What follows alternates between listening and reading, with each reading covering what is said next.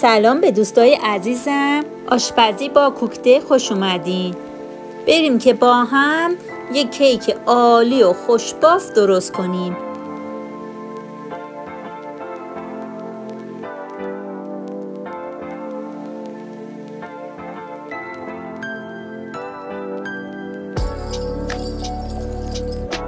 زرد و سفیده های تخم مرغ ها رو از همدیگه جدا می کنیم.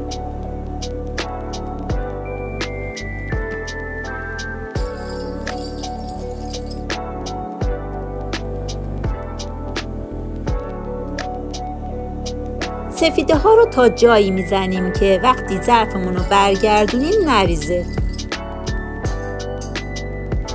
وانیل رو به زرده ها اضافه کرده و میزنیم.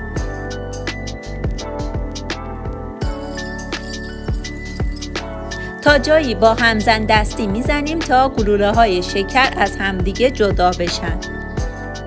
روغن رو هم اضافه میکنیم. یک نکته جالب، من به جای شیر از آب استفاده کردم. شما هم میتونید اگه شیر نداشتین به جای اون از آب استفاده کنین. بعد حالا آردو کم کم به موادمون اضافه کرده و با همزن دستی هم میزنیم. حتما آردو 3 بار الک کنین و بیکینگ پودر هم بهش اضافه کنین. حتما هم زدن مواد در یک جهت باشه. و در آخر سفیده تخم مرغ ها رو هم بهش اضافه میکنیم و تا جایی هم میزنیم که سفیده تخم مرغ خورده موادمون بره. قالب کیکمون رو روغن میزنیم. من برای اینکه مواد کیکمون به قالبمون نچسبه کمی آرد میپاشم.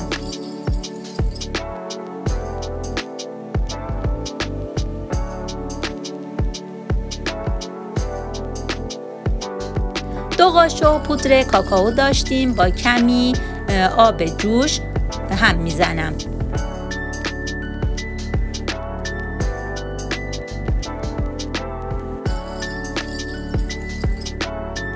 برای خوشمزه تر شدن کیکمون از کشمش و گردو استفاده کردم.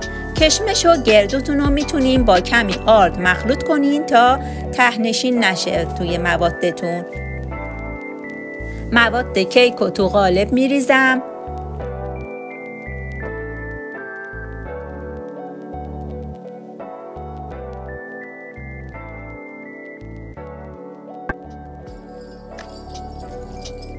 و حتما کمی از موادمون رو نگه داریم تا با کاکائو مخلوط کنیم.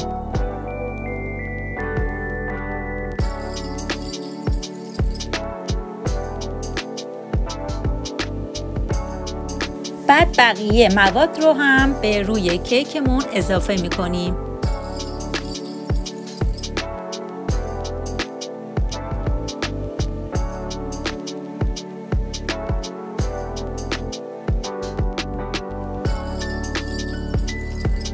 دوستای عزیزم، اگه طرز پخت کیکمون رو دوست داشتین حتما لایک و کامنت و سابسکرایب یادتون نره.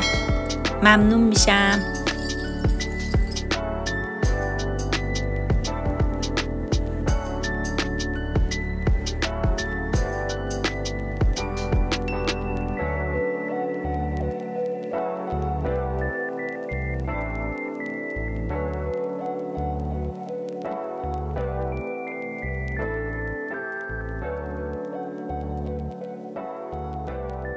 کیکمون آماده است. نوش جان.